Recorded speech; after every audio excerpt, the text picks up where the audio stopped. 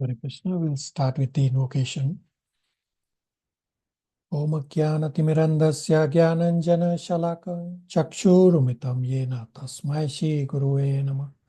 Shri Chaitanya Manobhistam Stapitam Yena Bhutale Swayam Rupa Kadamayam Tadati Swapadantikam Vandeham Shri Guru Shri Utapadakamalam Shri Gurun Vaishnavamscha Shri Rupam Sagrajatam Sahagana Raghunathanvitam Tam Sajivam Sadvetam Savadutam Parijan Saitam Krishna Chaitanya Devam Shri Radha Krishna Padan Sahagana Lalita Shri Vishakhanvitamscha He Krishna Karuna Sindhu Dinabandhu Jagatpate Gopesha Gopika Kanta Radha Kanta Namastute Tapta Kanchana Gaurangi Radhe Vrindavaneshwari Vishvanu Sutta Devi Pranamami Hari Priya Vanchakalpatarubhascha Kripa Sindhu Vacha Patitanam Pavanebhyo Vaishnavebhyo Namo Namah. Jai Shri Krishna Chaitanya Prabhu Nityananda Shri Advaita Gadadhar Shri Vasadi Gaur Bhakta Vrinda Hare Krishna Krishna Krishna Hare Hare Hare Rama Rama Rama Hare Hare. Hare Krishna, thank you all for coming. We also welcome Janisha. She is also in the process of getting caught up on the past recordings, like many of you who joined partway through. So welcome, and continue to feel free to ask any and all questions, even though you are joining partway through. Thank you, Prabhuji. Okay. So today we will cover Srimad Bhagavad, not Srimad Bhagavad, but Bhagavad Gita.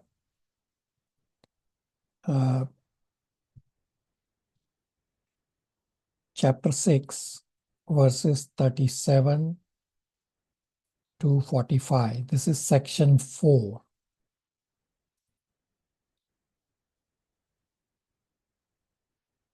This section 4 is titled, If Mind Deviates the Yogi, What is the Destination of Unsuccessful Yogi? So these set of verses today are standalone verses. So we discussed at our previous discussions that Ashtanga Yoga is very difficult, and Ashtanga Yoga largely focuses on the mind. That we have to be able to control the mind so as to do Ashtanga Yoga or progress on the path of Ashtanga Yoga. So now Arjuna also asked in verses 33 to 36 that it is very difficult to control the mind. It is easier to control the wind than try to control the mind. So what Arjuna is saying now is that, okay, it is possible to control the mind because Krishna said by practice, you should be able to control the mind. So Arjuna is saying, okay, if it is possible to control the mind, it may take a very long time. And what happens if the transcendentalist yogi,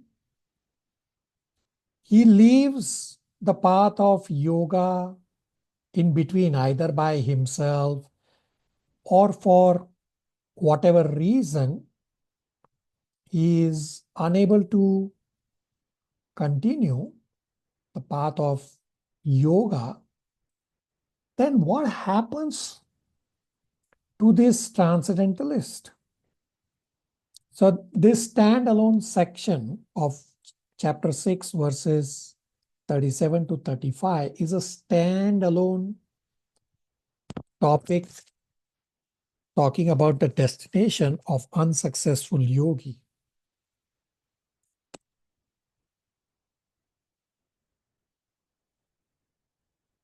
So Krishna will answer this question also, and this is a very important question that Arjuna is asking.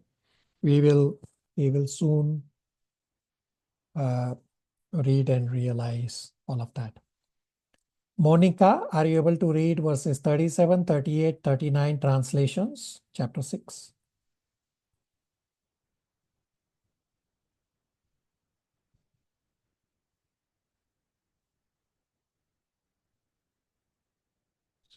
Yes, Prabhuji. 1 second.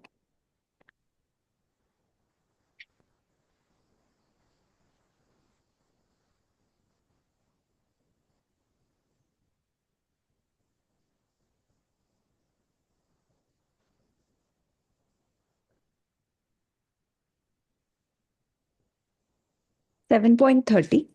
No. Chapter 6, 37, 38, 39.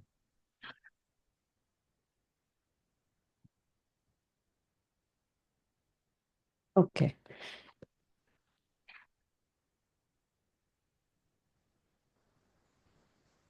Arjuna said, O Krishna, what is the destination of the unsuccessful transcendentalist who, in the beginning, takes to the process of self realization with faith, but later desists due to the worldly mindedness and thus does not attain perfection in the mysticism? 38. O mighty armed Krishna, does not such a man who is bewildered from the path of transcendence fall away from both spiritual and material success and perish like riven cloud with no position in any sphere? 39. This is my doubt, O Krishna, and I ask you to dispel it completely. But for you, no one is to be found who can destroy this doubt. So one who has Shraddha, one who engages in the process, but one is unsuccessful. He does not continue the path of yoga because the mind becomes deviated.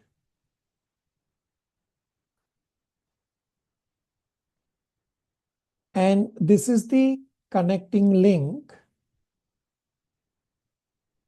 between the previous section and this section of this chapter 6.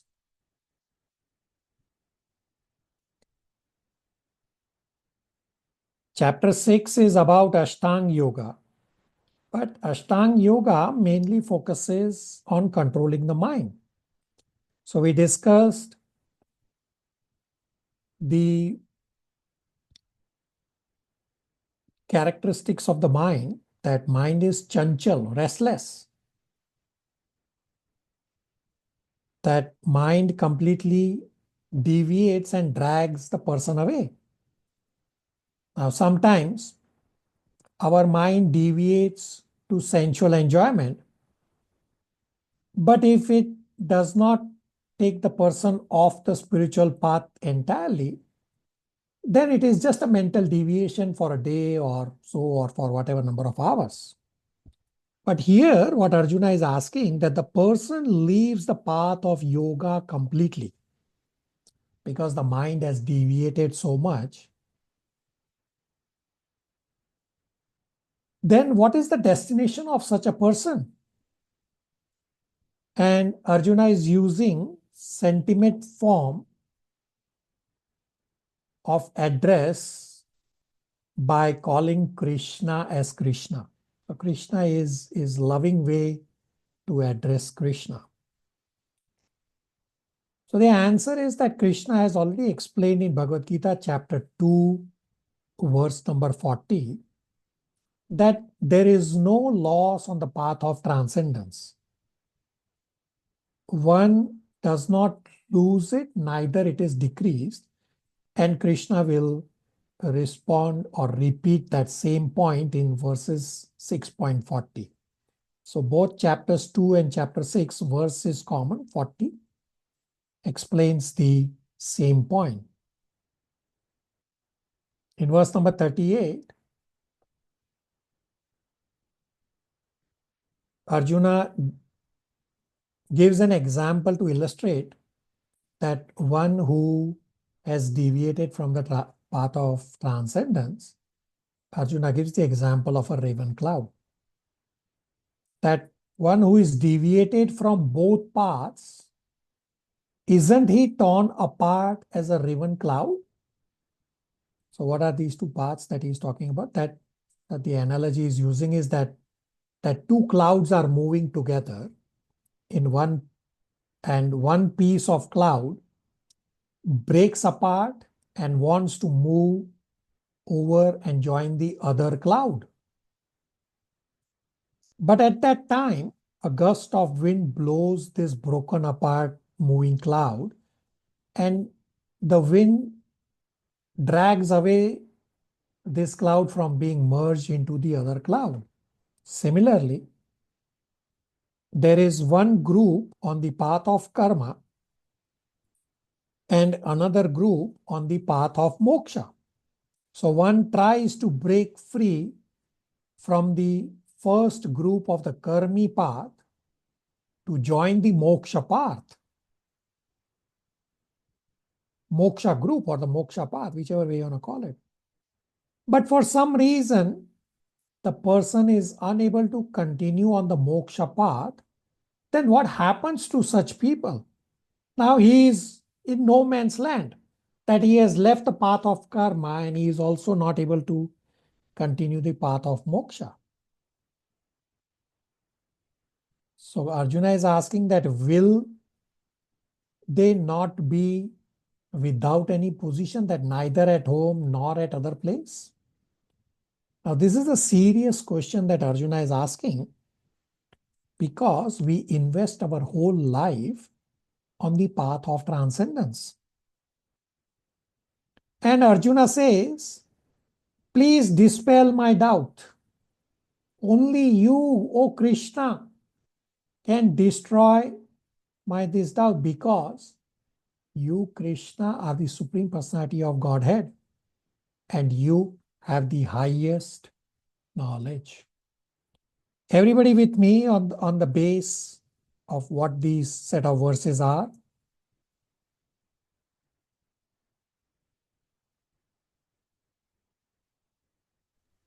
Yes, Prabhuji.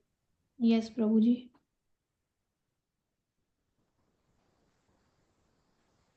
Yes, Prabhuji. Thank you. Hare Krishna, Prabhu. Krishna Monarch Prabhupada. Prabhu, one question in 6.37. So, Prabhu, here the word is who does not attain perfection in mysticism. So, Prabhu, is this question an indication to only Dhyan yogis, or also includes the Bhakti yogis as well? So Arjuna is using chapter 6 discussion of Ashtanga Yoga to first focus on Ashtanga Yoga, because Ashtanga Yoga is largely focused on mind, but it applies identically to any path. So it's a universal question. Yes, Arjuna is using Ashtanga Yoga references that mind is very difficult, but same applies to Bhakti Yogi, that Bhakti Yogi also mind may deviate. Monarch. Okay, Prabhu, thank you. Hare Krishna. All right.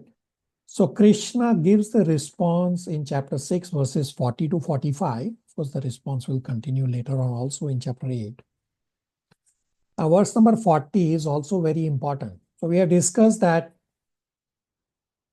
both Krishna and Arjuna, what they are saying in the verses, the content of the verse is obviously very important. But both Krishna and Arjuna throughout Bhagavad Gita also teach us the softer skills, the behavioral skills in terms of how to answer. So we have discussed this earlier also, that Arjuna has taught us how to ask a question in a humble way. We have also discussed how Krishna responds, not in a chastising way, but in a cooperative manner or pleasing way. And the same point Krishna will also demonstrate here in verse number 40 also. Mansi, verse number 40 translation.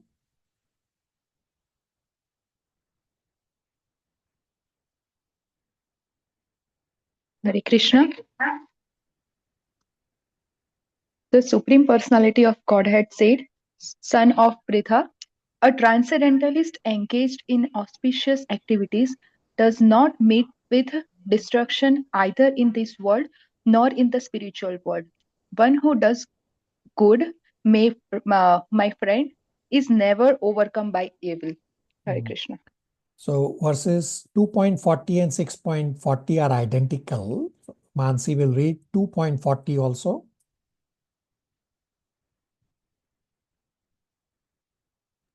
Yes, Prabhuji. Just a minute.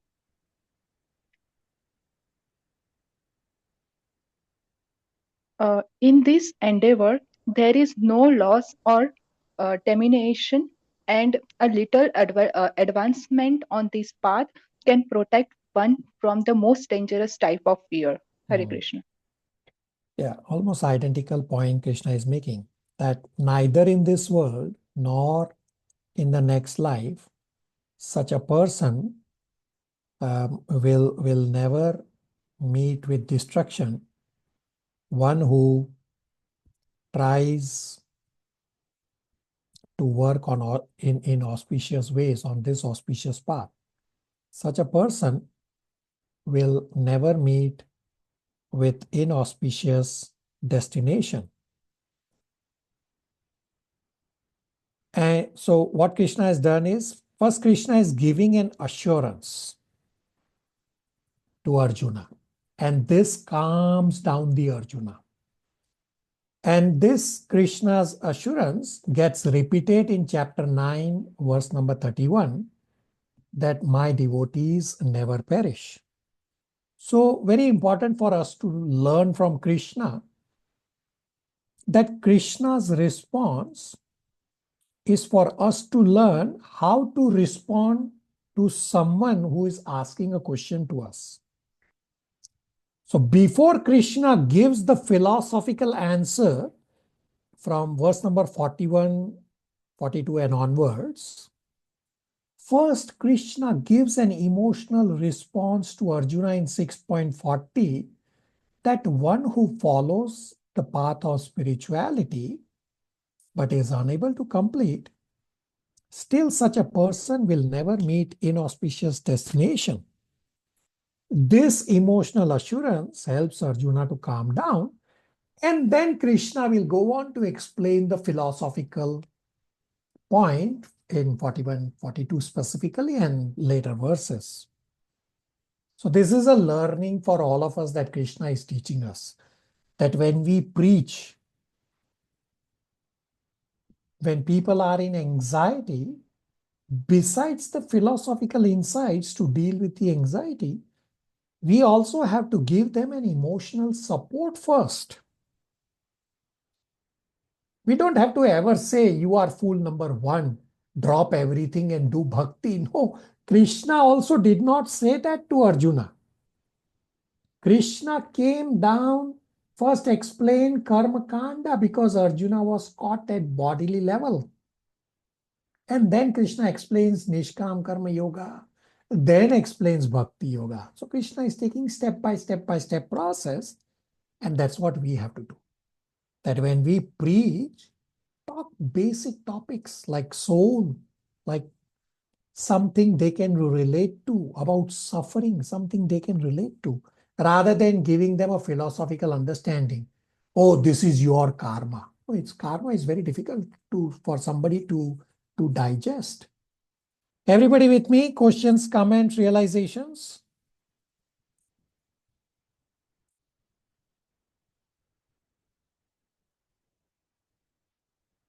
In terms of Krishna's response that there is no loss, I've explained this multiple times and I'll repeat. Let's say if in my previous life, I completed 1% of spirituality, then in my current life, I am starting from percentage point number 2 onwards. And if in my current life, if I completed 5% of spirituality, then in my next life, I will start from 6th percent point onwards. So there is no loss. That's what Krishna is saying. Somnima? Hare Krishna Prabhuji. I was just thinking if somebody had done lots of bad things in the past and then he started, the Bhakti Yoga process, does that also include, he said, he'll not get any destructions met in either of the worlds. So does that also wash away or cancel out the previous ones? Yes, we have discussed this in Karma lecture. Mm. That there are the only 2 ways to wash away your past, present, and future karma, both good and bad, is by doing devotional service and or by surrendering to Krishna.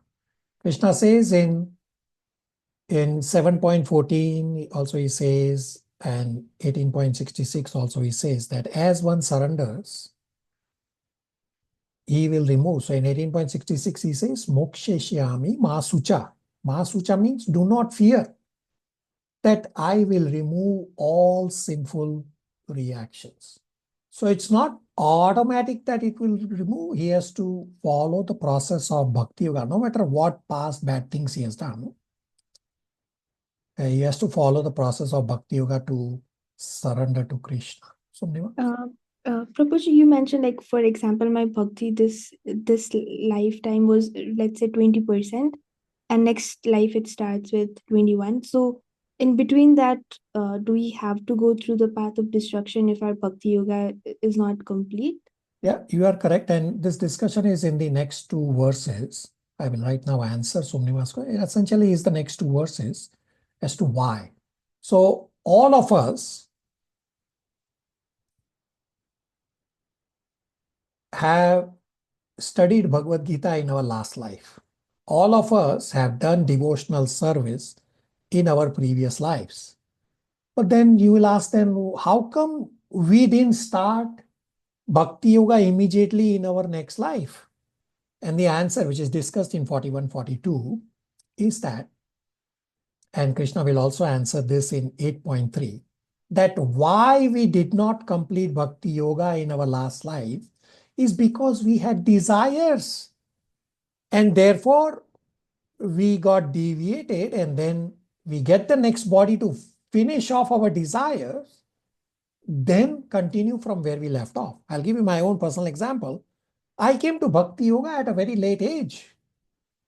Why? Because of all the desires, those karmic reactions had to first exhaust before I can restart from where I left off. And all this is the discussion in verses 41 onwards. I've just given a gist of it. Somnima? Yes, Prabhuji, thank you. So Srivatsa Prabhu has said that in the chat, Bhakti is either 100% or 0. Is it not? That is not correct. We discussed at the yoga ladder class. So Srivatsa Prabhu, you can continue to get caught up on the previous recording where all this is discussed. I will briefly answer right now. So in our last classes on yoga ladder, we discussed that no matter what your position, Krishna says, just add bhakti. So Krishna says towards the end of chapter 9, as well as from 18.56 onwards, that whatever be your level, even at the lowest level on the path of spirituality at Karma Kanda level, which is essentially living in the material world, wanting to enjoy in a dharmic way, Krishna says, don't worry. Just do bhakti, add bhakti to your life, and bhakti will elevate anyone and everyone. And Janisha has a question in the chat saying, what does 100% bhakti look like? 100% bhakti means that you are living in this world as a soul. You are still in the material world, but you are living as a soul. Living as a soul means you are doing devotional service 24 hours. So Srila Prabhupada is the perfect example that Srila Prabhupada was always a pure devotee, is always a pure devotee, and we'll learn about Srila Prabhupada today, that who exactly is Srila Prabhupada, we'll understand today in our discussion.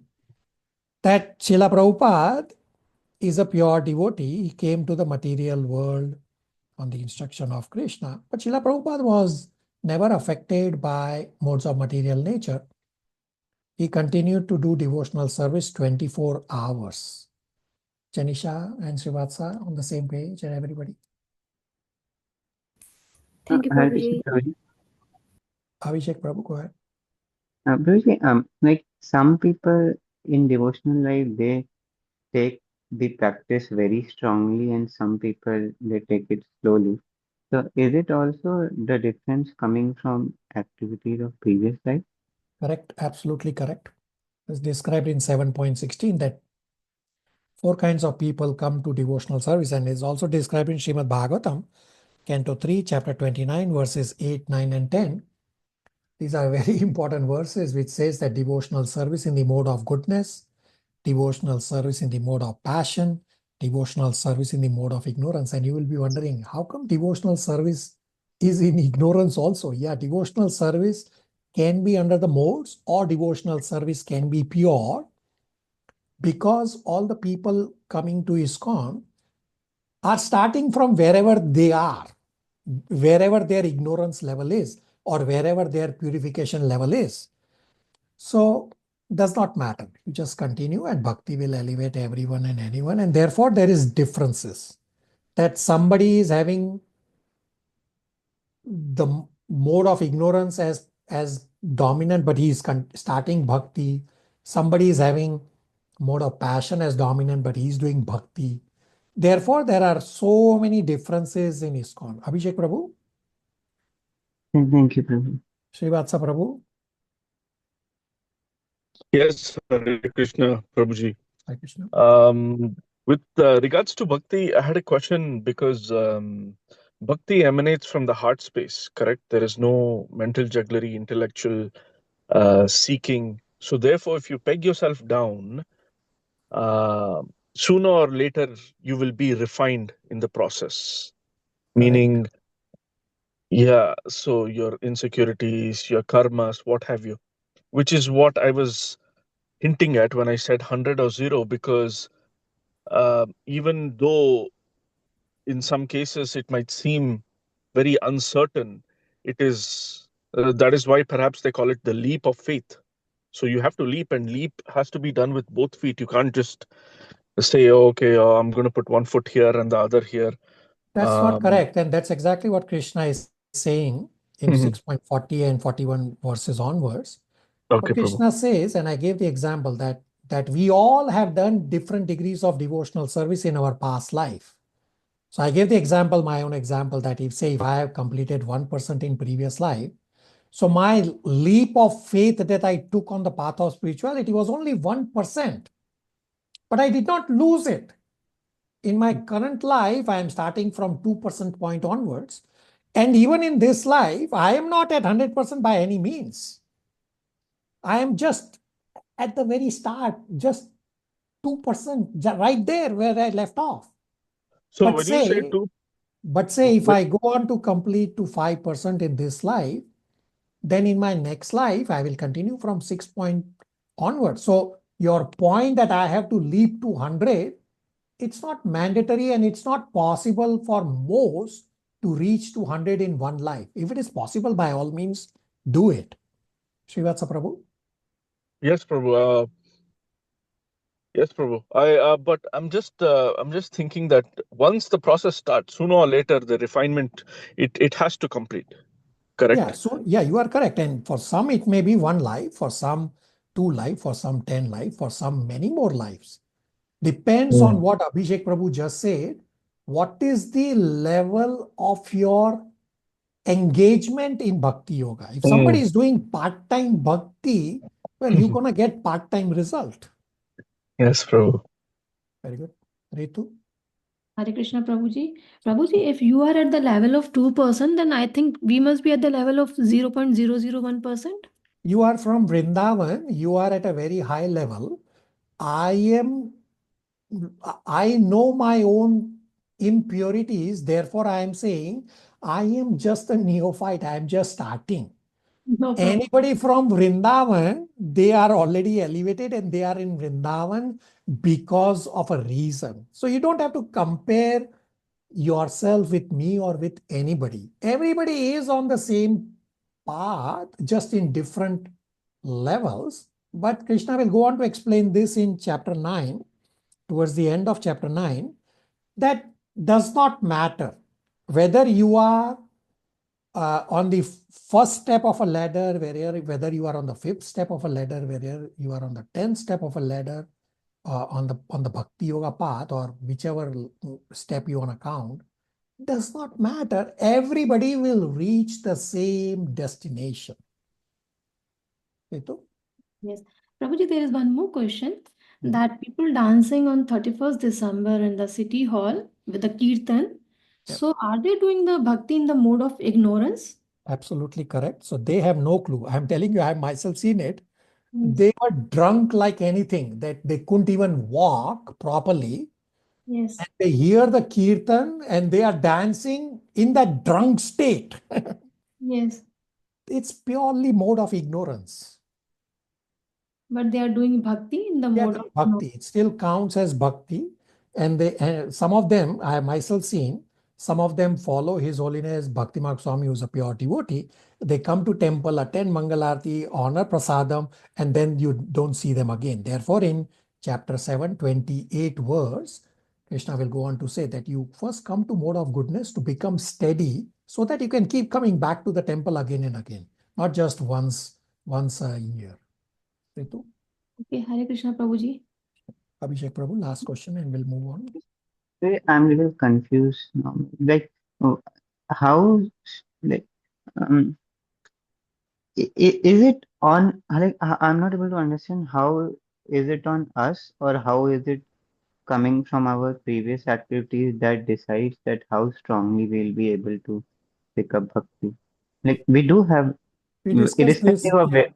we discussed this at the Nectar of Devotion class last week, that there are a couple of things that combine together, that you need to have some punya, you need to have a gyat sukruti, and you need a mercy of a devotee. All these things combine together and your endeavor. Even though you may have all these things of punya, agyat sukruti, and mercy, and if you still don't endeavor, then you will not progress. So it's a combination of all, and don't try to don't try to find a watertight compartment for your answer, because all the levels that we discussed on yoga ladder, there is, yeah, on the chart, because I was preparing from Excel, I have boxes, but they are not boxes. The division between all those levels is very, very grayscale. It's hard to find that am I on Karma Kanda? Am I swapping to Sakam, or am I sliding? It's a sliding scale.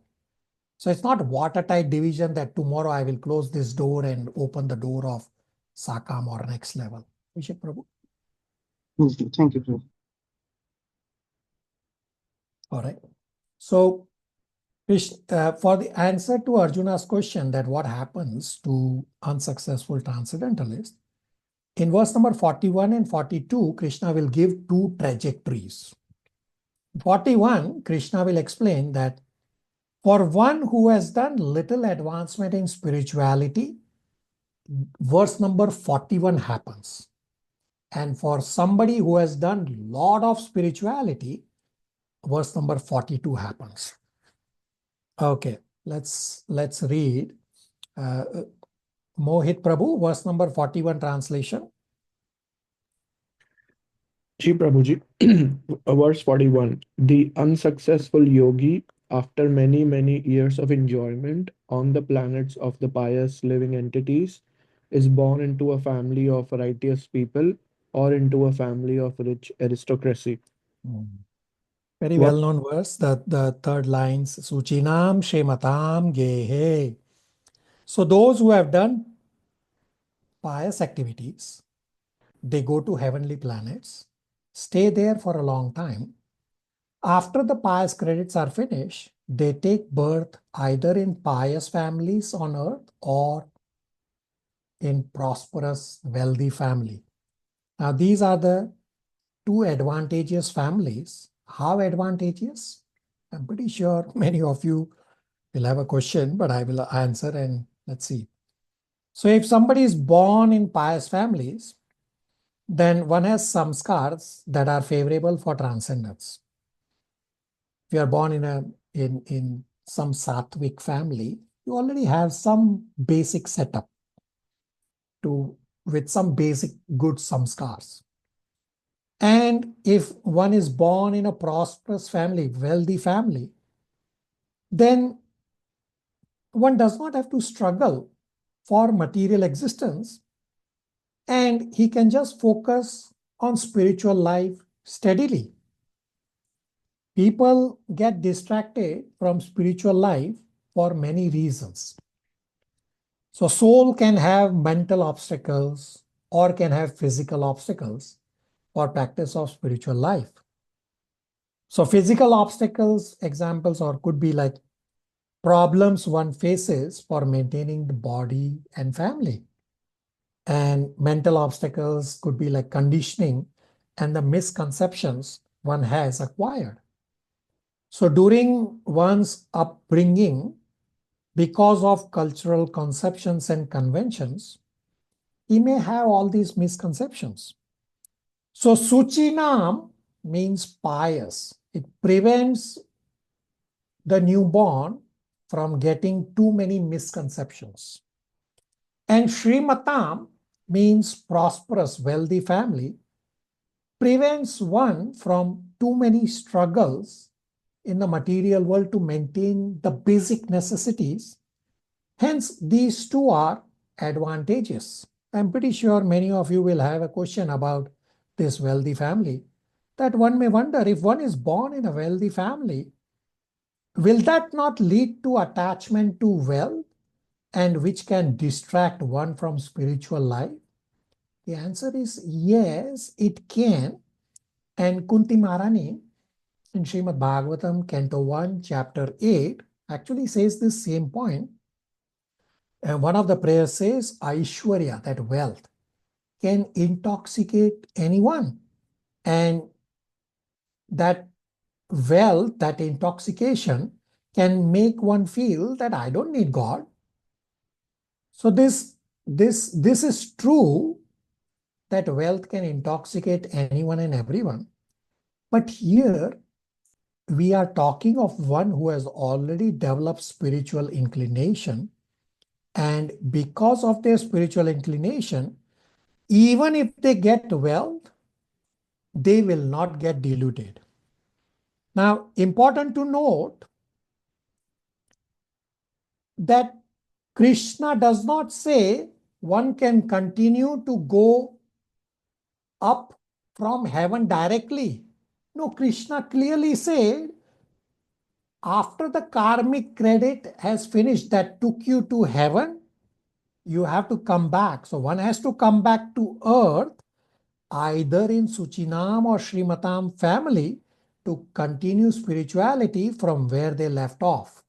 So I have given the example of going to heaven in our demigod discussion, that going to heaven is like going to a resort.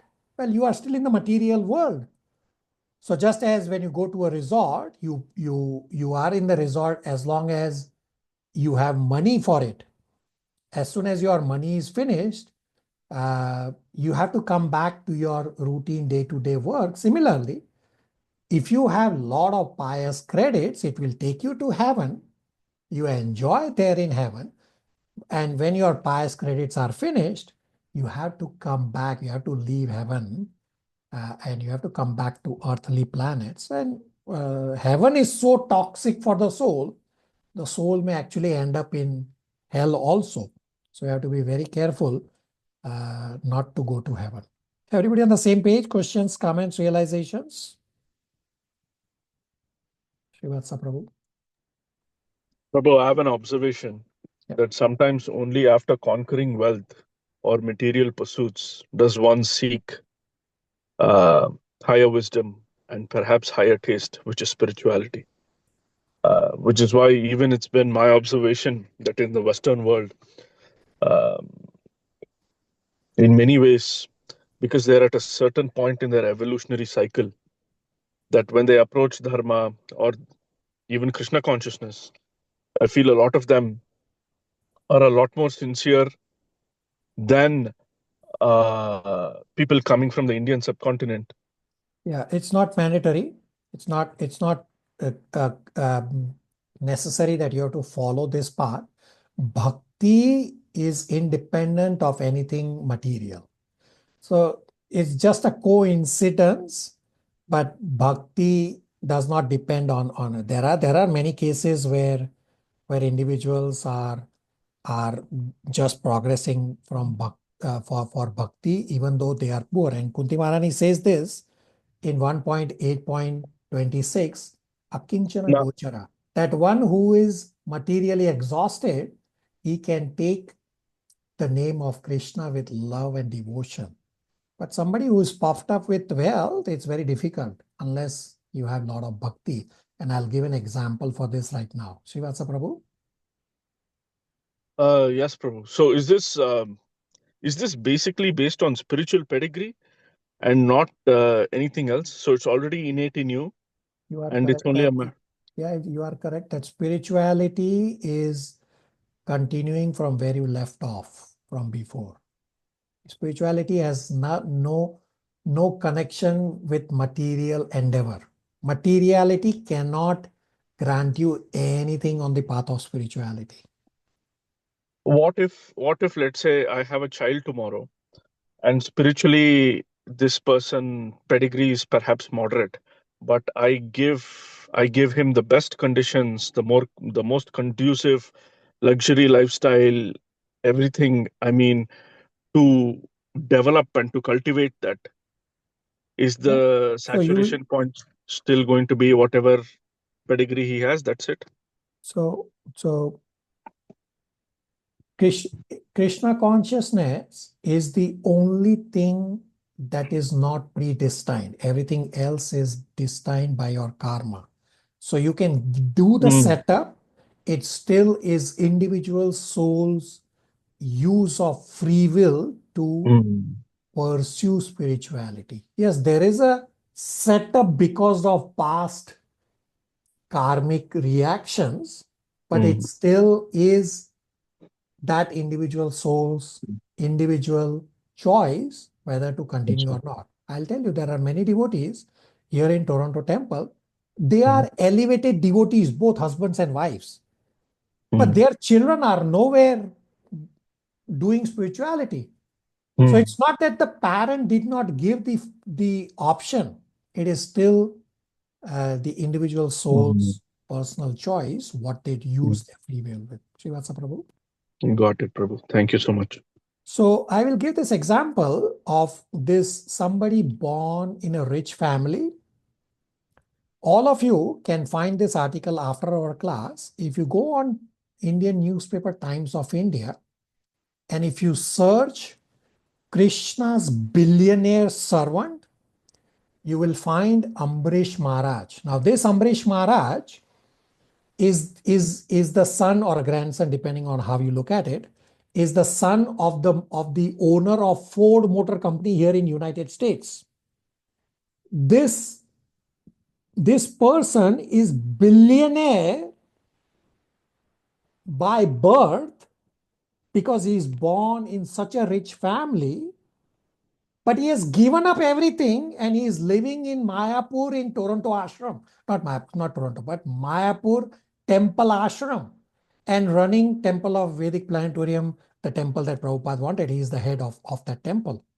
Why? Because he has this taste from before that the material wealth did not distract him. I'm telling you, he's billionaire. But the material wealth did not distract him. And why is coming up in our discussion today. Everybody on the same page? Chandar? Hare Krishna Prabhuji, I have a question. As you mentioned, it's not good to go to heaven. I just want to know why, because we always heard that heaven is the place we should go. Yeah, it's an incorrect understanding that we have to go to heaven. Heaven is a very toxic place for the soul because of the level of enjoyment. And the example is given in Srimad Bhagavatam at the start of Canto 2. There are 3 verses about Khatwanga Maharaj. That Khatwanga Maharaj was elevated pure devotee, that he had gone to heaven to fight for the demigods to protect them. And then when the fight was finished, for the benediction for the demigods, he said, how much time do I have to live? And the demigod said, you only have a moment's life left to live.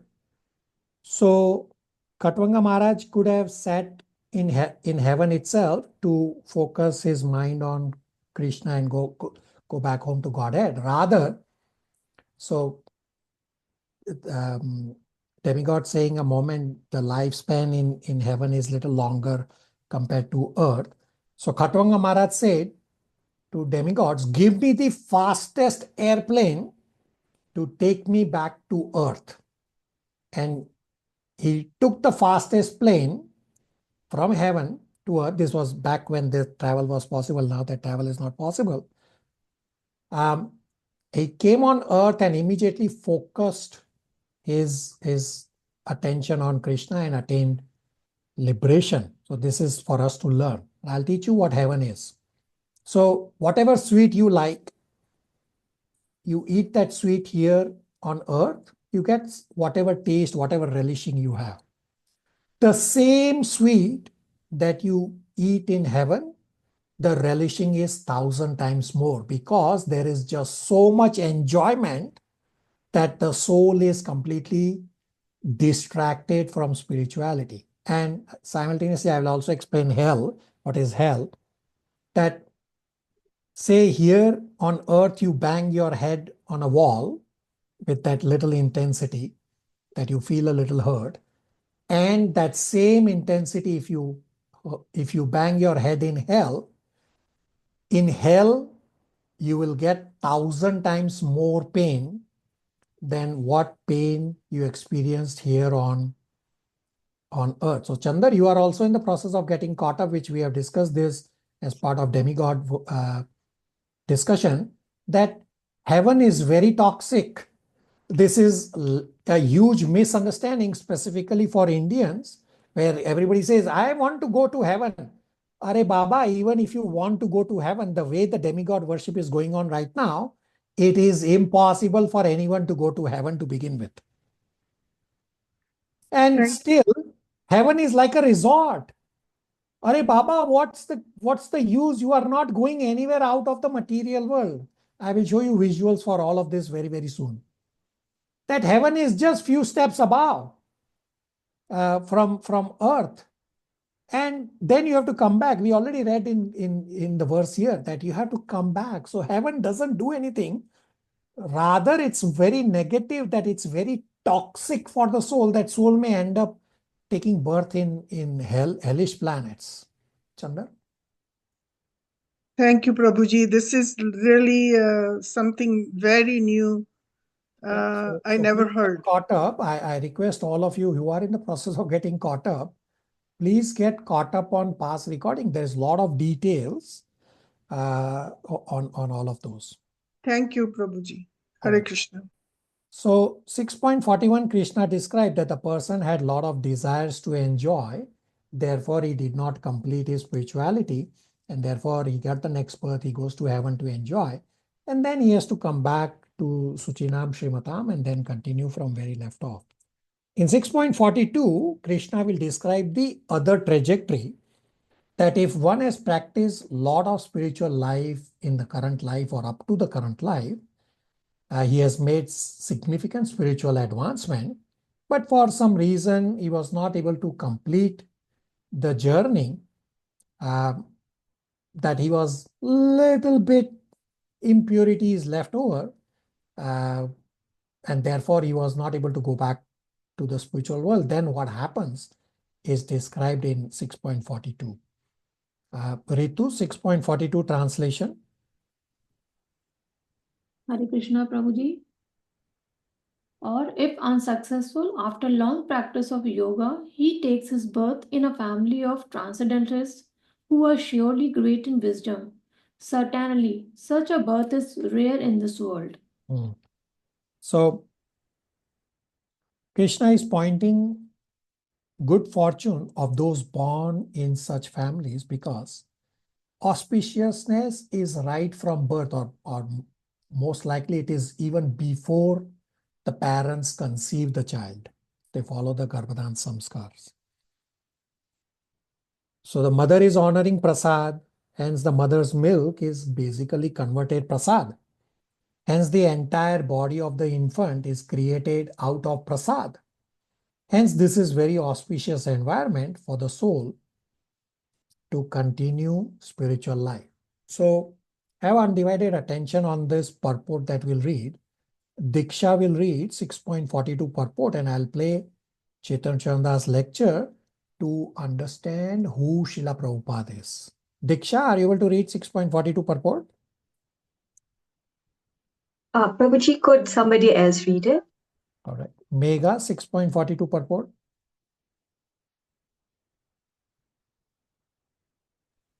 Hare Krishna Prabhuji. Or, if unsuccessful after long practice of yoga, he takes his birth in a family of transcendentalists who are surely great in wisdom. Certainly, such a birth is rare in his world. Purport. Birth in a family of yogis or transcendentalists, those with great wisdom, is praised herein, because the child born in such a family receives a spiritual impetus from the very beginning of his life. It is especially the case in the Acharya or Goswami families. Such families are very learned and devoted by tradition and training, and thus they become spiritual masters. In India, there are many such Acharya families, but they have now degenerated due to insufficient education and training. By the grace of the Lord, there are still families that foster transcendentalist generation after generation. It is certainly very fortunate to take birth in such families. Fortunately, both our spiritual master Om Vishnupada, Sri Srimad Bhakti Siddhanta Saraswati Goswami Maharaj, and our humble self had the opportunity to take birth in such families. By the grace of the Lord, and both of us were trained in the devotional service of the Lord from the very beginning of our lives. Later on, we met by the order of the transcendental system. So the last few lines in the purport that we just read, I'll repeat, and I will hear from Chaitanya Chandas. He'll focus on this line where Prabhupada is saying in the purport that fortunately, both our spiritual master Om Vishnupad Sri Srimad Bhakti Siddhanta Saraswati Goswami Maharaj and our humble self had the opportunity to take birth in such rare families by the grace of the Lord. Very important statement that Prabhupada has made. So let's hear from Chaitanya Chandas that who exactly is our dear Srila Prabhupada. I'll play this short lecture. Take notes, and we'll come to discuss this very important point about Srila Prabhupada. Now it's interesting that Prabhupada puts himself as well as his disciple as a spiritual master in this category. Fortunately, both are spiritual master. Om Vishnupad Srila Bhakti Siddhanta Saraswati Goswami Maharaj and our humble self had the opportunity to take birth in such families by the grace of the Lord. So now, it's interesting that Prabhupada has told on some occasions that he was in the spiritual world and that he descended from the spiritual world. on the instruction of Krishna, for writing the books and for sharing Krishna consciousness with the world. Now that being the case, if that is the case, then why is Srila Prabhupada placing himself in the category of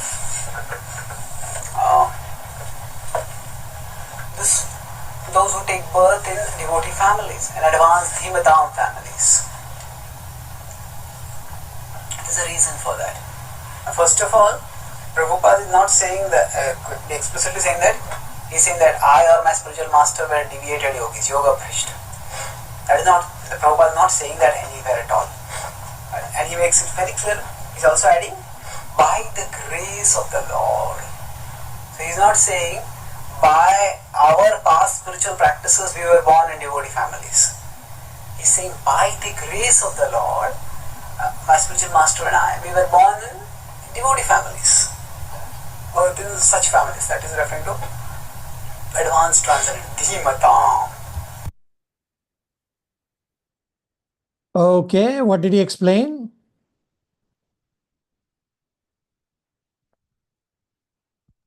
It's like a grace is very important. Okay. You too? Yeah, same Prabhuji, that the grace of the Lord is very important to take the birth. Yeah, so Srila Prabhupada, before coming to this material world, Srila Prabhupada was in the spiritual world as a Manjari, and Krishna directly asked Srila Prabhupada to go to the material world to write all these books and spread Krishna consciousness. And after Srila Prabhupada left the material world, Srila Prabhupada went back to the spiritual world in his original position as Manjari. So what is Manjari? So gopis means those who are elevated devotees. There are different categories. So some are gopis, some are sakhis, some are manjaris. They all serve directly to Srimati Radharani, and Srimati Radharani then serves Krishna. So all these categories of gopis, they are not levels, they are categories to satisfy Krishna in different rasa. That's all. They are all gopis per se, but some are called as gopis, some sakhis, some manjaris, just for the different ways they try to satisfy Krishna's different rasas. So very important to understand that Srila Prabhupada was always a pure devotee, is always a pure devotee, and therefore material nature never touched Srila Prabhupada. And Prabhupada only disclosed this to very few of his disciples because Prabhupada is very, very humble. Those who are not elevated, they will say, hey, look, I am somebody, I have come from the spiritual world. Offer obeisances to me. No, Prabhupada never said this to anyone except for one or two very close initial disciples. Questions, comments, realizations?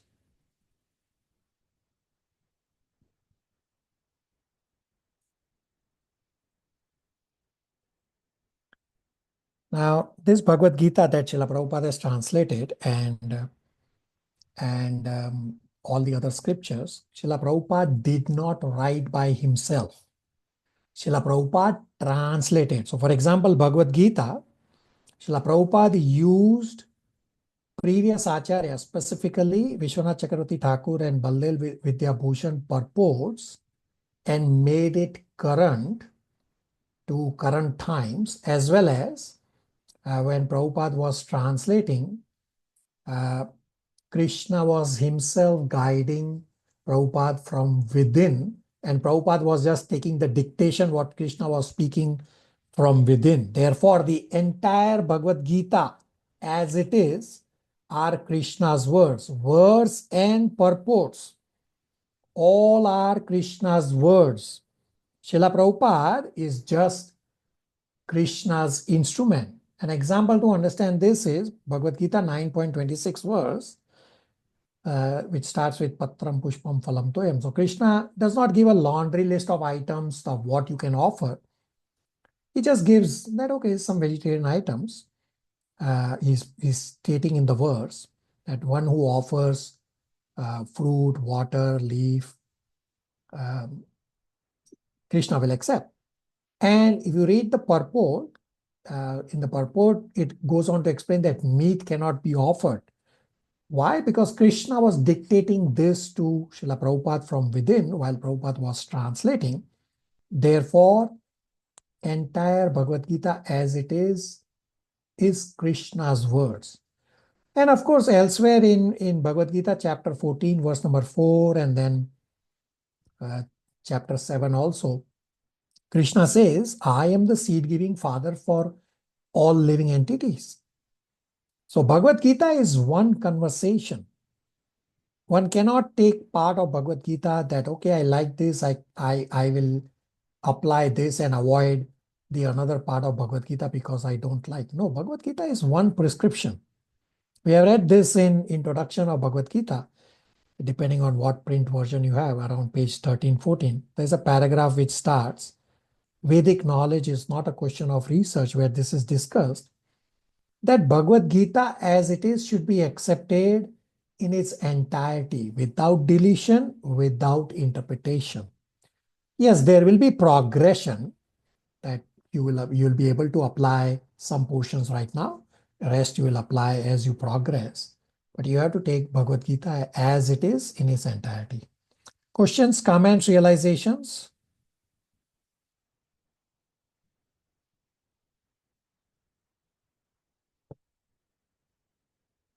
Oh, all right. Verse number 43. Monarch Prabhu, translation and purport, faster pace, please. Hare Krishna, Bhagavad Gita 6.43 translation. On taking such a birth, he receives the divine consciousness of his previous life and he again tries to make further progress in order to achieve complete success, O son of Kuru. Purport. King Bharat, who took his third birth in the family of a good Brahman, is an example of good birth for the revival of previous transcendental consciousness. King Bharat was the emperor of the world, and since his time, this planet has been known among the demigods as Bharatvarsha. Formerly, it was known as Ilavrita Varsha. The emperor at an early age retired for spiritual perfection but failed to achieve success. In his next life, he took birth in the family of a good Brahman and was known as Jad Bharata because he always remained secluded and did not talk to anyone. And later on, he was discovered as the greatest transcendentalist by King Rahugana. From his life, it is understood that transcendental endeavors or the practice of yoga never go in vain. By the grace of the Lord, the transcendentalist gets repeated opportunities for complete perfection in Krishna consciousness. Hare Krishna. Second line in 6.43. Labhade paura dehikam. That whether one has done little spiritual advancement, which was 6.41 trajectory, or done lot of spiritual advancement, which is 6.42 trajectory, either way, they have to continue on the path of spirituality. So revival of consciousness in this life from where we have left off in our previous body, and one continues to attain perfection, that is labhate paura dehikam. That labhate means you attain, paura dehikam means the next life that you get, the next body that you get. So important to know that Krishna will give that opportunity for revival to everyone. But the sadhaka has to personally choose to start that practice. Exactly what we were discussing with Srivatsa Prabhu's question. So just because one has gone to heaven and come back does not mean temptations are gone and that one will straight away move to spiritual life. No.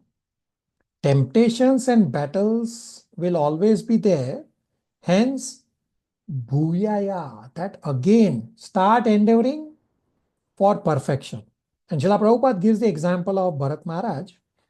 So it's a very well-known example which is also described in 8.6 purport. I'll briefly describe that Bharat Maharaj was a fully renounced person and he was in forest towards the end of his life. Where he was in the forest, a deer mother, the animal deer, gave birth to a baby deer and the mother deer died. And Bharat Maharaj ended up taking care of the deer and he remembered the deer towards the end of his life. and he ended up becoming a deer. Now, Bharat Maharaj is a special case that when he took birth as a deer, he remembered that he was Bharat Maharaj in his previous life. So this is for us to learn. It's a very special case made for us to learn that even though in an animal body, even though in a different life, he still remembered his mistake that he was Bharat Maharaj, and towards the end of his life, he ended up remembering a deer, and therefore he has become a deer. So even in a deer body, he continued to stay very close to advanced devotees. And then in the third life, he took birth as Jada Bharat, which we read in the purport. In the third life of Jada Bharat, he remembered the previous two lives of Bharat Maharaj and deer life. And to ensure that he does not do this mistake again in the life of the Jada Bharat life, he lived like a madman, although he was very elevated. And that's what the king Rahugana realized that this is no ordinary person. So this is for us to learn. It's a very special case, does not happen always. It's a learning given to us. Now this revival, I will play Srila Prabhupada's 4-minute lecture on the purport of Hare Krishna Mahamantra here, that we are not trying to manufacture anything new. We are just trying to revive from where we have left off. Therefore, the verse 6.43 second line says, Labhate Paura Dehikam. So I'll play Prabhupada lecture. Some of you have heard this. I played this before the class starts. And right now in the context, I will play the entire thing and we'll come back to discuss. Now it's interesting. Sorry, wrong one.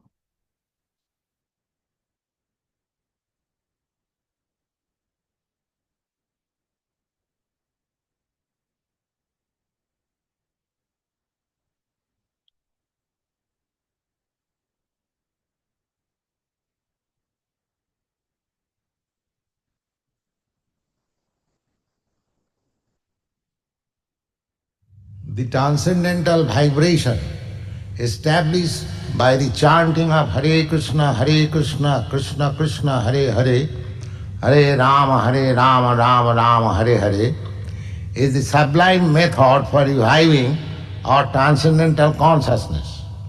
As living spiritual souls, we are all originally Krishna conscious entities, but due to our association with matter from time immemorial, our consciousness is now adulterated by the material atmosphere. The material atmosphere in which we are now living is called Maya or illusion. Maya means that which is not. And what is the illusion? The illusion is that we are all trying to be lords of the material nature, while actually we are under the grip of our stringent laws. When a servant artificially tries to imitate the all-powerful master, it is called illusion. We are trying to exploit the resources of material nature, but actually we are becoming more and more entangled in our complexities. Therefore, although we are engaged in a hard struggle to conquer nature, we are ever more dependent on her. The illusory struggle against material nature can be stopped at once by revival of our eternal Krishna consciousness. Hare Krishna, Krishna Krishna, Hare Hare, Hare Rama, Rama Rama, Hare Hare, is the transcendental process for reviving the original pure consciousness. By chanting this transcendental vibration, we can cleanse away all misgivings within our hearts. The basic principle of such misgivings is the false consciousness that I am the Lord of all I survey. Krishna consciousness is not an artificial imposition on the mind. This consciousness is the original natural energy of the living entity. In the beginning, there may be not the presence of all transcendental ecstatics, which are 8 in numbers, There are beings stopped as through dumb, perspiration, standing of all hairs on the body, dislocation of voice, trembling of the body, crying in ecstasy, trance. But there is no doubt that chanting for a while takes one immediately to the spiritual platform, and one shows the first symptoms of this in the urge of dance along with the chanting of the mantra. We have seen this practically. Even a child can take part in this chanting and dancing. The material energy called Maya is also one of the multi-energies of the Lord. And we, the living entities, are also energy, marginal energy of the Lord. These three words, namely Hara, Krishna and Rama, are the transcendental seeds of the Mahamantra. The chanting is a spiritual call for the Lord and His energy to give protection to the conditioned soul. The chanting is exactly like the genuine cry of a child for its mother's presence.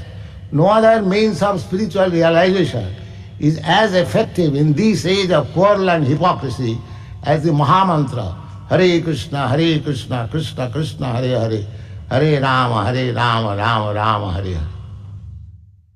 Okay, what did Prabhupada say? Quickly, please.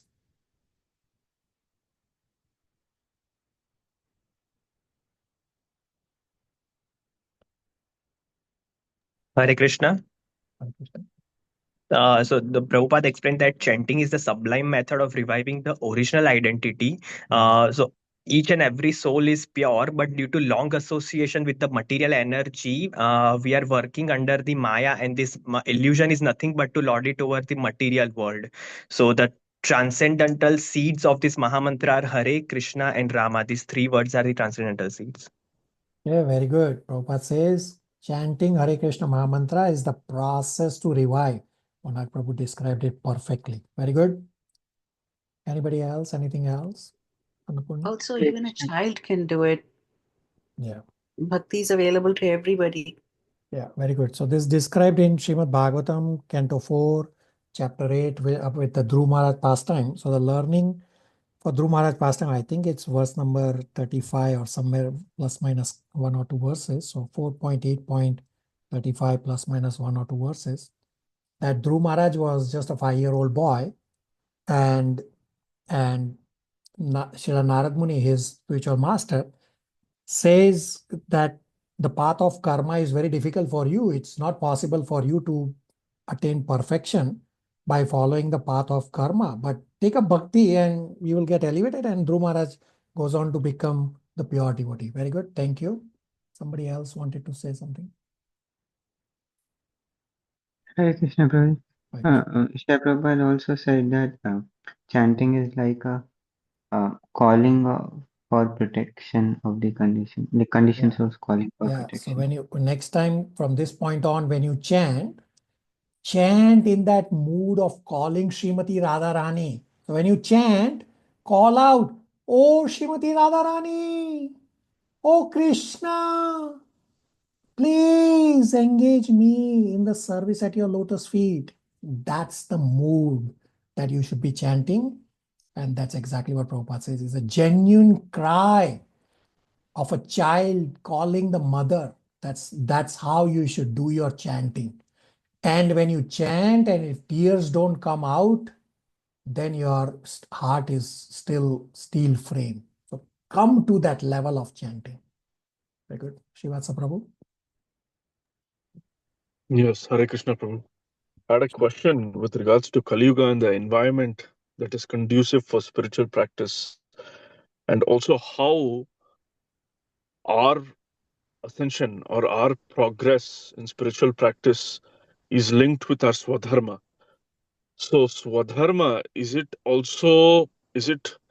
something that is linked purely to this material world, Maya-based world?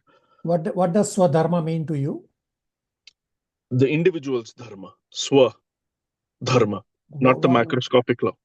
Yeah, what does Swadharma mean? Individual, yes, but what exactly are you? Give me an example. To me, I mean, back in the day, you had Varna. It was very well defined. by the structures to be. But today, the paradigm we live in, or the matrix, as they call it, is very fallen. Yeah. So Varna, Varnashram has nothing to do with bhakti. Varnashram is just a step to take you towards bhakti. Swadharma but is, so let me finish. So Swadharma, or all these religions that we have in the material world, they are not created by Krishna. They are created by people in the material world. Those religions have no meaning. In Bhagavad Gita introduction, we have discussed that Sanatan Dharma is the only Dharma. Sanatan Dharma of the soul. No matter what religion you follow in the material world, what body you have in the material world, what world you live in, does not matter.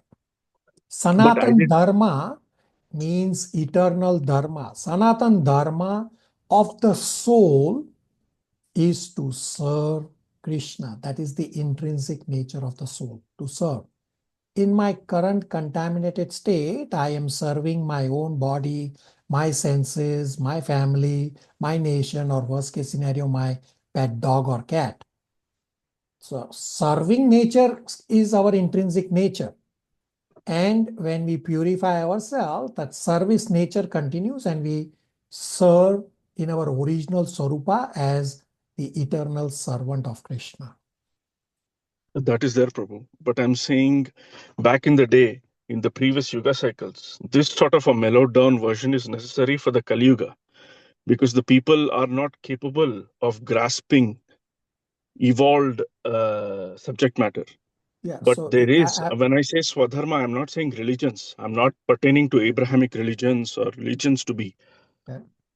The word Swadharma is present in Shastra, so which means there is a purpose for it. There is it's a definitive term.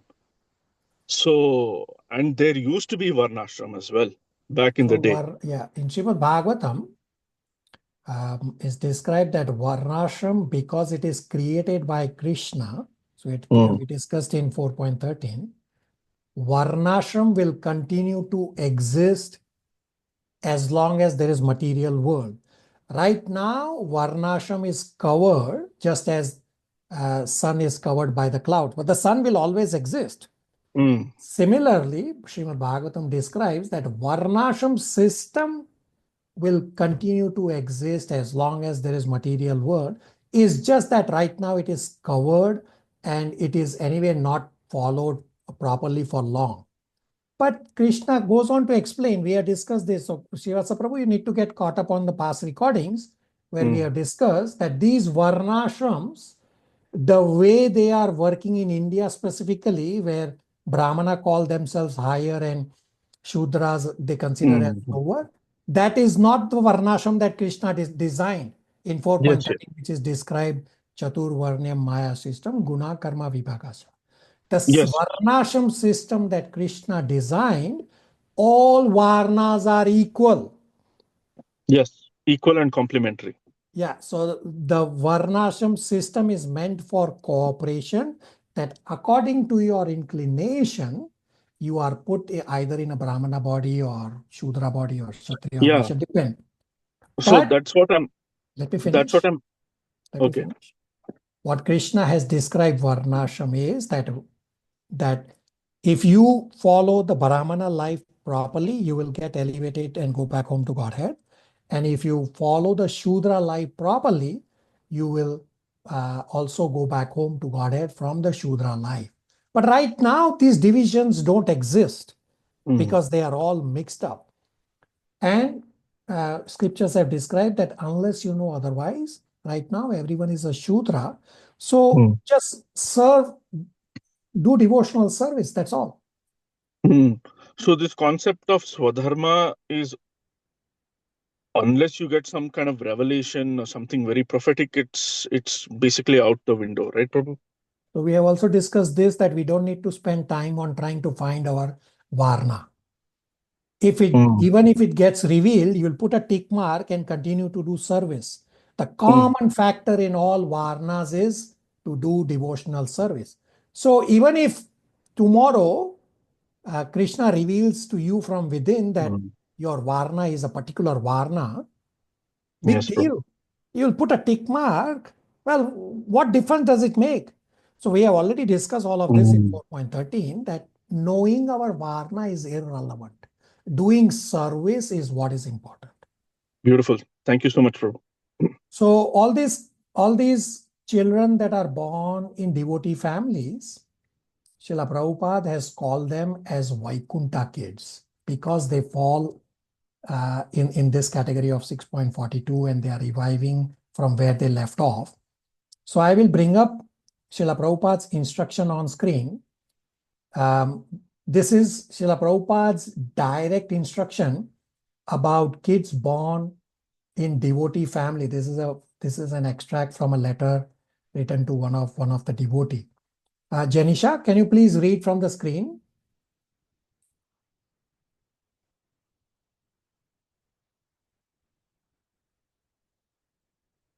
Janisha?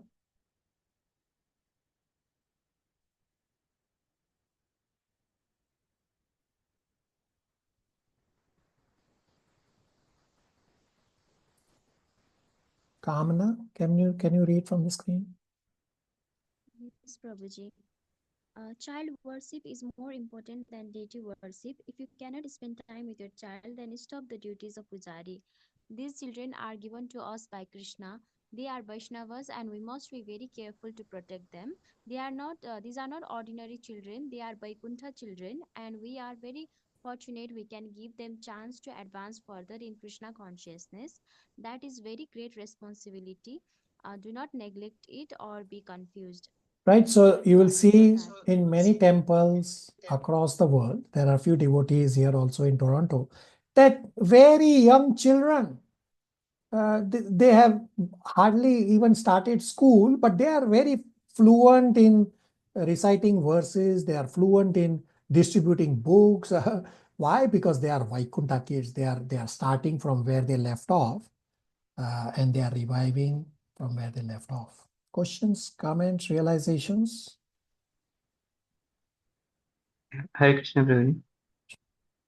Prabhuji, how do, like you also gave earlier example that some children, like even if parents are devotees, they don't pick up. So how do we see that with regard to this statement? We already discussed this just a few minutes ago, that it still is individual person's free will and the endeavor. If they don't endeavor, your duty is to give the avenue for the child or any of your family member to progress on the path of spirituality. It still is the use of free will of that individual soul, whether they want to take up spirituality or not. And it will get answered in the following verse number 44, that Krishna gives opportunity to everyone, that how come somebody revives and some does not, will get answered in verse number 44. Abhishek Prabhu. So there's a question in the chat that how do you understand Vaikuntha? So Vaikuntha means spiritual. That these children, what Prabhupada is calling them as Vaikuntha kids, means these are spiritual kids, that they are just starting their spiritual life from where they left off, and they are already elevated to a point from their previous life. Therefore, they are born in devotee families, and even from a very young age, they are able to distribute books, do kirtan, recite verses, because they already are elevated. Megha, does that answer? Yes, Prabhuji. All right. Verse number 44, that how a person gets the opportunity to revive in his next life, Krishna explains in 6.44. And this is exactly happening to all of us right now. This is how we all have revived. Manish Prabhu, 44 translations, 6.44. Hare Krishna. By virtue of the divine consciousness of his previous life, he automatically becomes addicted to yogic principles even without seeking them. Such an inquisitive transcendentalist stands always above the ritualist principles of the scriptures. Helplessly is the key word here. That by previous practice of that person, of that soul, the person is attracted to spirituality helplessly. The person becomes inquisitive about spiritual practices. Such a person will go beyond the range of ritualistic principles of scriptures, which are referred to in Vedas as the Karma Kanda, meaning he will go beyond Vedas. Krishna has stated in Bhagavad Gita chapter 2, verse number 45, that Vedas talk about the three modes and one has to rise beyond the three modes. In 6.44, the last line Krishna is saying that serious yogi will go beyond the range of Vedic sound because of the attraction to the spiritual principles. And that's how the yogi goes beyond the Vedas. Because one is helplessly attracted to spirituality from the previous practice. And many, I give the example of Amrish Maharaj, many actually just leave material opulences for spiritual practice. And Amrish Maharaj is an extreme example that he's a billionaire in US dollars. He's son of the Ford Motor Company in United States. He left all those opulences and is living with simple dhoti and kurta in Mayapur ashram. How? He is helplessly attracted to the past spiritual practice. The taste of spiritual life from the past, we just cannot be satisfied with anything else in the material world.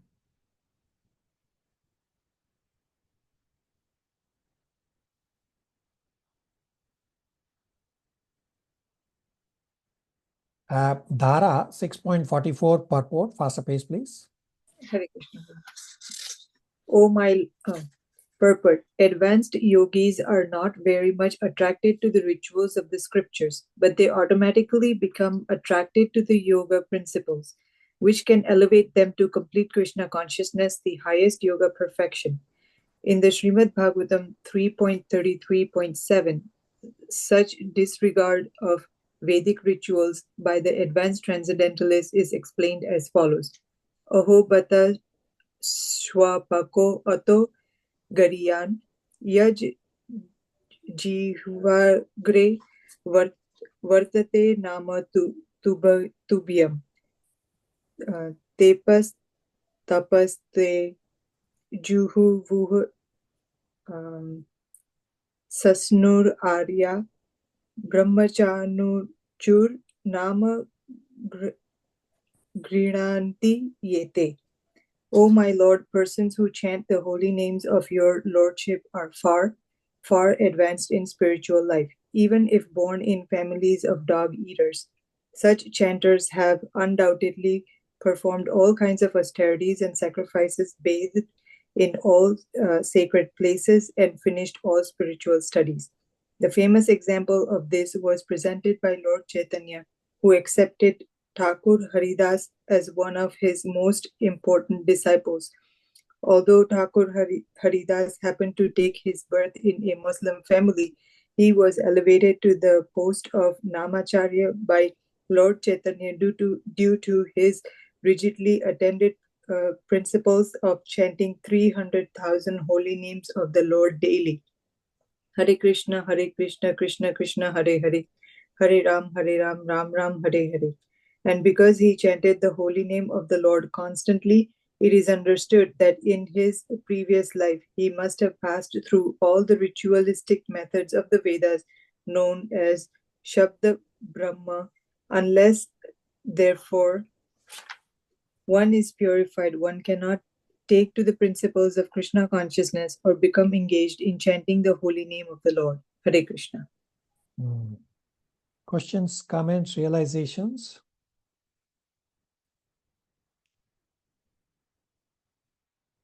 So Prabhupada explains from Bhagavatam 3.33.7 that how even a person born in low family can go beyond Vedas, that chanting holy name, all other austerities, sacrifices, and scriptural studies are already performed. One who is chanting the holy name, that is a great, great fortune. Those who are chanting have done all the rituals in their previous lives. Means those who have done the karma marg successfully, only after that they will be able to come to bhakti marg. If someone is on the bhakti marg, means they have already transcended the karma marg and the gyan marg.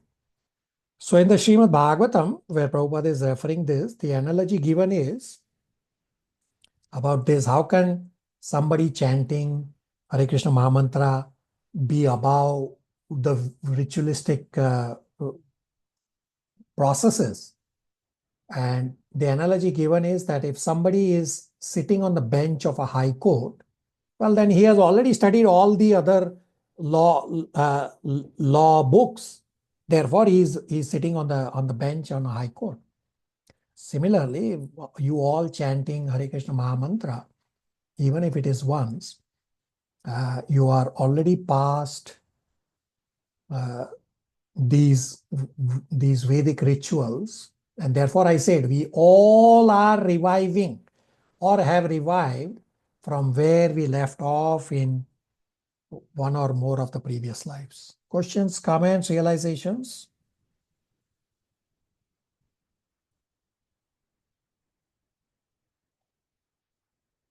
Chandra?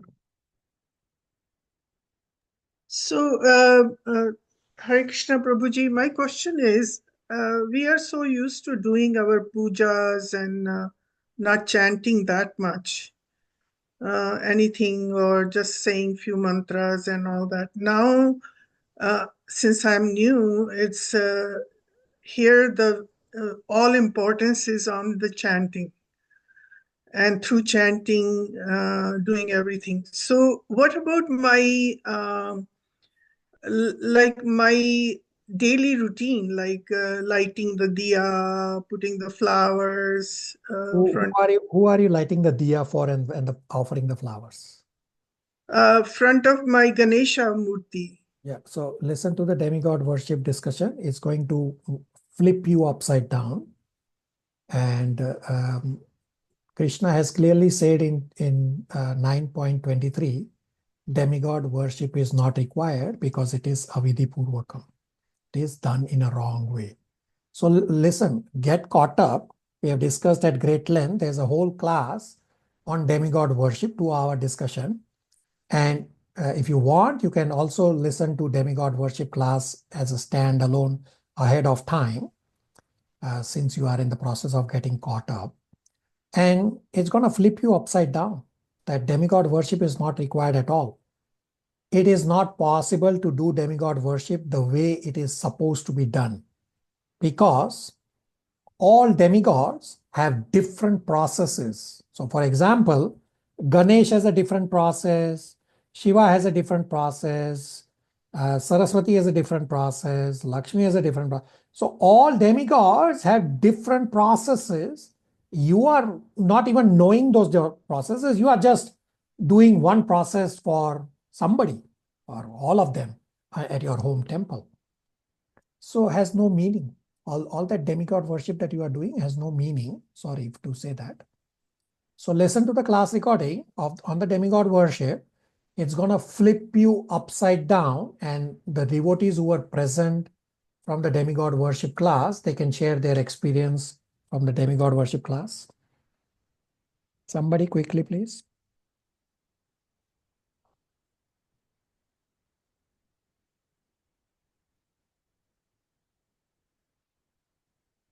Somebody.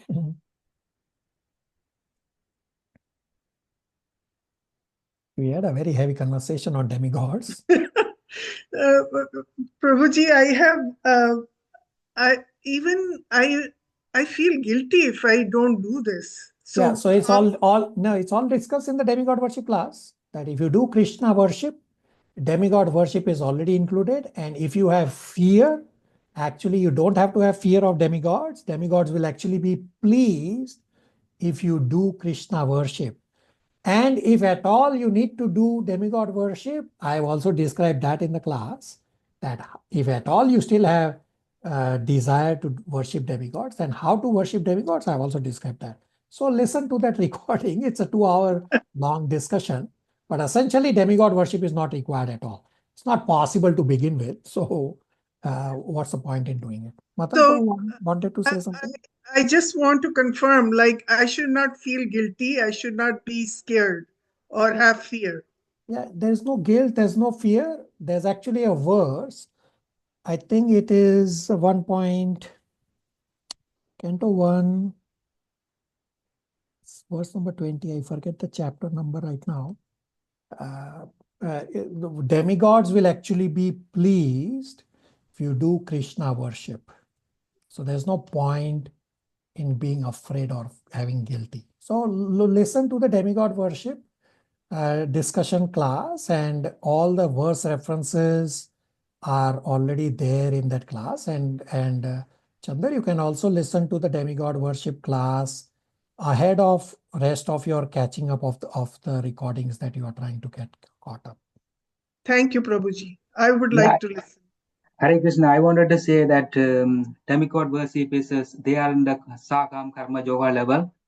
So basically they are with material desires, and they are like material gods. They will get you whatever you want, like from Krishna only, with the sanction of Krishna only. Without the sanction of Krishna, they can't even give, that's why, it's not necessary to worship demigods.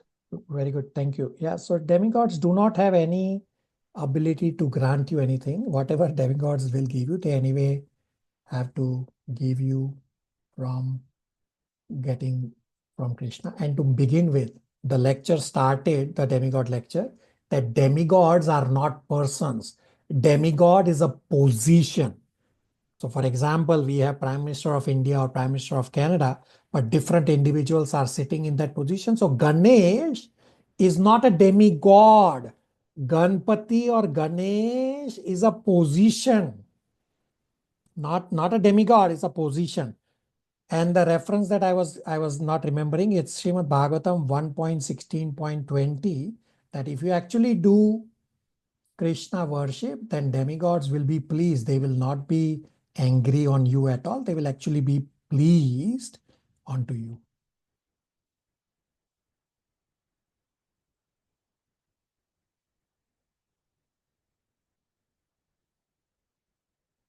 So Janisha is saying something in the chat. Let's see that she has Laddu Gopal. Take care of it like a baby, morning rushing. So when I'm doing chanting, I have been told I don't read. Yeah, so follow. I have explained all of, so I have shown a live demonstration from my home temple on how to do Krishna worship, or how, in your case, Janisha, how to take care of Laddu Gopal. There's a whole 2-hour long video from my home temple on what all steps, what all prayers one has to say while offering bhoga every day to Gopinath or to Laddu Gopal. So you can follow. But first you should understand the basics from Bhagavad Gita. Again, Janisha, you are also in the process of getting caught up on past recording. So first understand the basic. Don't just jump to how to offer bhoga to Gopinath. First understand the basics and then take step-by-step process. Janisha, Sure. does that help? Sure, thank you. Annapurni? Prabhuji, is it fair to say that Krishna is the root? So bhakti is watering the roots, and the demigods that people are used to are like branches and flowers and fruits. Would that be a good way of looking at it? Yeah, it's absolutely correct. Thank you. Yeah, so Krishna is the root, and all demigods are persons like you and me. So they are also parts and parcels of Krishna. They are demigods, and we all are like the leaves. So when you water the root, all the leaves, meaning demigods, are satisfied by themselves. So it's not either or. It's not either do Krishna worship or do demigod worship. No. The correct understanding is if you do Krishna worship, demigod worship is already included because demigods are parts and parcels of Krishna. Everybody on the same page? Yes, Prabhuji. Yes, Prabhuji. Okay. Last verse for today. Samma, verse 45, translation and purport. Faster pace, please. You can skip the Sanskrit if you like. Verse 45. And when the yogi engages himself with sincere endeavor in making further progress, being washed off all contaminations, then ultimately achieving perfection after many births of practice, he attains the supreme goal. A person born in particularly righteous, aristocratic, or sacred family becomes conscious of his favorable condition for executing yoga practice with determination. Therefore, he begins his unfinished tasks and thus he completely cleanses himself of all material contamination. When he is finally free from the contamination, he attains the supreme perfection, Krishna consciousness. Krishna consciousness is the perfect stage of being freed of all contamination. This is confirmed in Bhagavad Gita 7.28. After many births of executing pious activities, when one is completely freed from all contaminations and from all illusory dualities, one becomes engaged in the transcendental loving service of the Lord. So I referenced 7.28 today in our earlier discussion, that after many births of executing pious activities, then one is completely freed of contamination and then he becomes steady on the path of spirituality. So this was when we were discussing the example of drunkard coming only once a year to the temple. So yogic practicing for a long time becomes free from contamination. And this yogic determination should be such that determination should go on for several lifetimes. So chapter 6, verse number 46 and 47 are conclusion verses of this section and essentially the first 6 chapters. We will cover these 2 verses in our next class together with 7.1. And this next class, where we'll essentially cover one verse, which is 7.1, because 6.46 and 47 will take about less than 5 minutes. I can cover it now, but you will realize why I am covering 6.46 and 47 verse together with 7.1.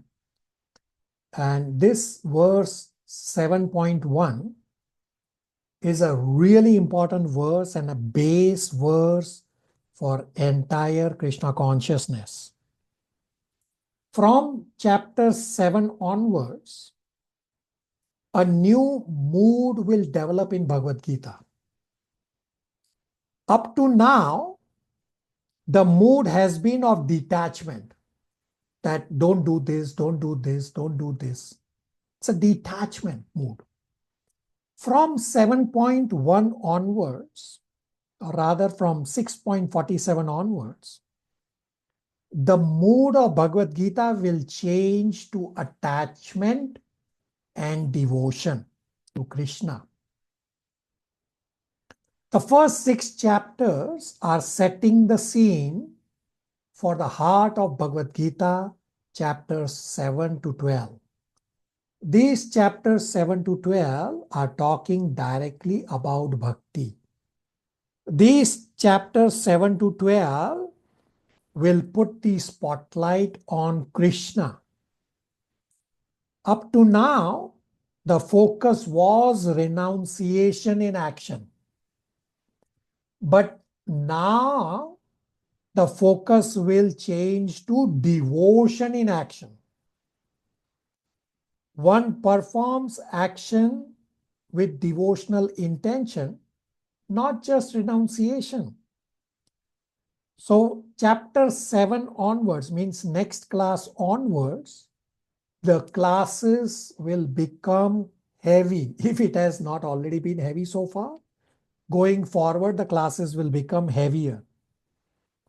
For your next class, I request all of you, for chapter 7 overview, if you are taking notes on a physical page, I request that you take chapter 7 overview notes on a new page and flag this page with a post-it note.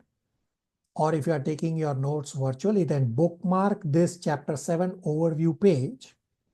We'll need this chapter 7 overview page in our later chapter discussions. So we have completed up to chapter 6. From next class onwards will become very, very heavy. All those of you who are in the catch-up sessions trying to get caught up, I request all of you to again get caught up. There is a relevant discussion coming up from what I have given or asked all of you to get caught up. There is a relevant discussion coming up. So please get caught up as soon as is possible for you. It has been excellent dedication and participation from all of you. I request all of you to please provide me with feedback on the below points. First, are you able to follow what we have discussed so far? Are your doubts and illusions dispelled? Second, anything you did not follow? Third, anything I can do to serve you all better for our upcoming classes and for other Bhaktivik batches as well? And the fourth, anything else you would like to comment upon? So we have discussed that we are trying to revive relationship with Krishna. And for that, first we have to develop relations with all of us. We discussed at the very start that we first have to develop relations with ourselves, all of us devotees. We said we will all have very good relations with all of us. So I request all of you to respond to me for all these points or anything. So to develop a relation, it has to be a two-way conversation. Don't have anything, at least chastise me that what am I thinking of myself? Don't just sit silent. Chastise me at least. Everybody can do that, please. Yes, Prabhuji, will try. Yes, Prabhuji.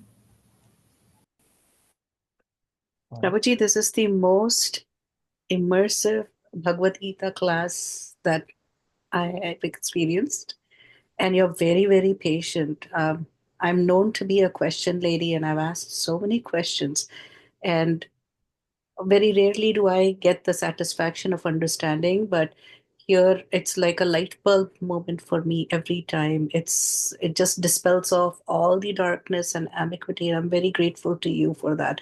I would be never be able to thank you enough for this. Thank you, Prabhuji. All glories are always for Guru Maharaj. All glories are always for Srila Prabhupada. All glories are actually to you all, and including Annapurni, to listen with rapt attention week after week after week after week. That's how I get my inspiration, that because you all are so very enthusiastically attending and endeavoring. Thank you all. Okay. We still have about 10 minutes or so. Can use the time for any and all questions. But first, I want to mention that 2 weeks from now, on a Sunday, at batch number 5, the Nectar of Devotion class, the offenses to avoid class is coming up. So many of you in this batch have already attended the offenses to avoid class. All of you should try to attend the offenses to avoid class again, because it's the single most important item to progress on the path of spirituality. And some of you have not attended that, some of you in the catch-up session at least. So it's going to be on 11th of May on a Sunday.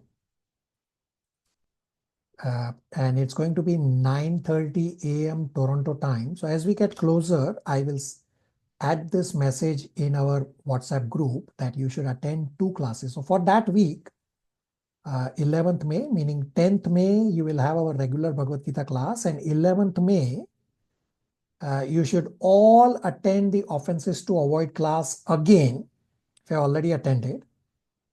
And if you have not attended, becomes mandatory for you all to attend that offenses to avoid class, because it is the single most important item to progress on the path of spirituality. Yeah, Annapurni, you are correct that it is Narsimha Chaturdashi on 11th of May. So I will of course post this in our WhatsApp group when I send messages that on that particular week you attend 2 classes. The Zoom link will stay the same, it's just a different time. Sunday will be 9:30 a.m. Toronto time. Any questions, comments, realizations that we can use the remainder few minutes that we have?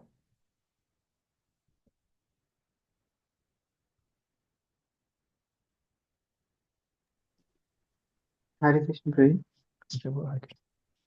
Okay. What does it mean when you just said that offenses, like they destroy bhakti if it also continues? Yeah, so we have discussed this, and that's the discussion. So in a spiritual bucket, when you do chanting, when you do devotional services, when you read scriptures, that is pouring water into the bucket. So you need that.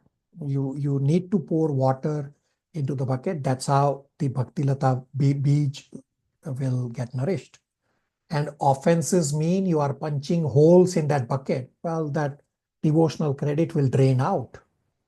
So both points are required, that you keep pouring water into the spiritual bucket and simultaneously don't do offenses, so that the water does not get drained out. Abhishek Prabhu? So, like someone who has practiced 5%, he can come down also? There are examples in ISKCON that somebody has fallen down from Bhava Bhakti. Bhava Bhakti is a very, very elevated state. So there are a couple of examples that there were sannyasis at a very advanced devotional life, and they have actually fallen down, and now they are working in the material world, 9-to-5 job with the jeans and t-shirt on. So offenses is very, very dangerous. Very important not to do offenses. We don't have to be scared of, we just have to be aware. So it's a discussion we'll have in the offenses to avoid class, that we don't have to be scared of offenses. We just have to be conscious of Krishna and Krishna's devotees. That way you will not do offenses. Thank you, Prabhu. Rest of you, any questions, comments, realizations?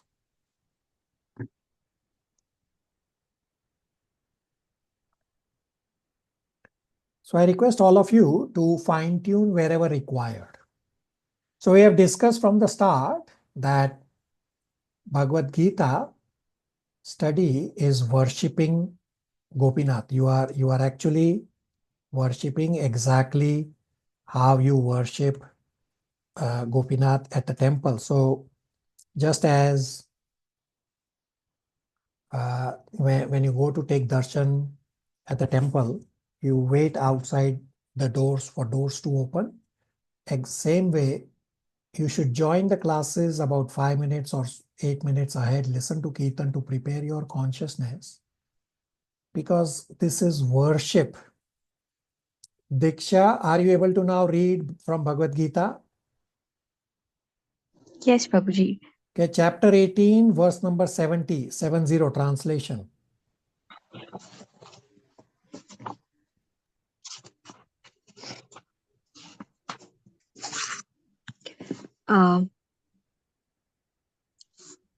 And I declare that he who studies this sacred conversation of ours worship me by his intelligence. Hare Right, Krishna. so when you are in these classes, this is actually worship. So have undivided attention. Don't look at internet scores, cricket scores. Don't follow your phone. Put WhatsApp away. You are standing in front of Supreme Personality of Godhead and you are studying scriptures. This is worship. So just think about it that when you are at the temple, do you follow internet or look up cricket scores while in front of Gopinath? Well, then the same should apply here also. Don't follow cricket. Everything can wait. Focus. This is worship. We have discussed this at the start of Bhagavad Gita. So I think I also post the Prabhupada lectures in the WhatsApp chat. Every week you should try to listen to Prabhupada lectures. I'm not posting random lectures. I'm giving you very relevant lectures for what we are discussing. Prabhupada has some 400 lectures for Bhagavad Gita, but I have narrowed down. I've listened to many of them. I've narrowed down and I'm giving you very relevant lectures. So I have done the heavy lifting. You can just enjoy the fruit, but endeavor. So Prabhupada lectures are very important. You are going to get the benefit from Prabhupada lectures, not from me. I'm only a bridge here to bridge a gap just because right now if you have a question, you don't have the ability to ask to Prabhupada. I'm just a bridge to bridge that gap to be able to have this conversation that when you have questions. So very important to listen to Prabhupada lectures every week or as much as is possible, soon as is possible. Sometimes some weeks could be busy. And also read all the purports. So we have covered up to end of chapter 6, almost to 45 verse. Read all the purports, they are important. And those who are in the caught up sessions, I cannot emphasize again and again, you need to get caught up. If you don't have time to listen to all the recordings, well then have a chat with me and I can give you milestone recordings so that at least you have some important required information from the lectures. So I know right now from this batch, let's see, Samma and Deepa were also in the caught up process. There could be others also, I may be mistaken, but forgive me if I don't call all names. Samma and Deepa, are you able to? So Samma is also signed off. Deepa may not be able to speak right now. But essentially, you need to get caught up to get the best results because there's a relevant discussion coming up in following classes as well. So all those, there are many of you right now virtually present also who are in the process of getting caught up. You should get caught up as soon as is possible. We are just about at 11:45 a.m. here in Toronto time. Are we okay to stop here? Hare Krishna. Thank you, Professor. Hare Krishna, Prabhu. Hare Krishna. Thank you, Prabhu. Prabhuji. Hare